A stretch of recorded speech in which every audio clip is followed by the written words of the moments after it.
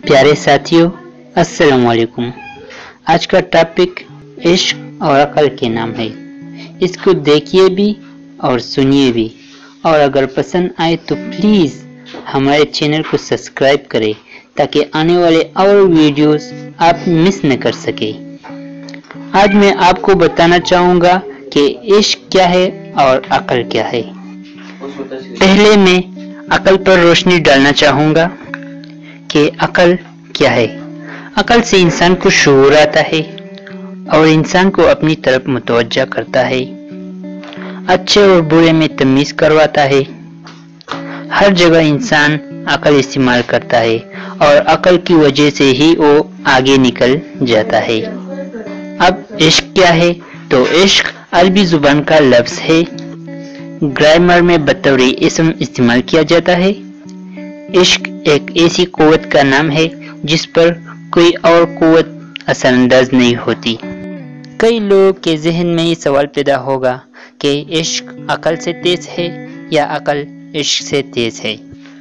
मगर मैं कहना चाहूँगा कि अगर इश्क हो जाए तो फिर सारे काम वही के वही रह जाते हैं। बस इंसान अपनी मंजिल के लिए जिद्दत के साथ कोशा रहता है। न अकल काम करती है, न नींद आती है, न भूख प्यास महसूस होती है, क्योंकि इश्क दिल से होता है और दिल तो इंसान के जिस्म का बादशाह होता है। मैं अगली वीडियो में आपको दिल की अहमियत से भी आगाह करना चाहूँगा।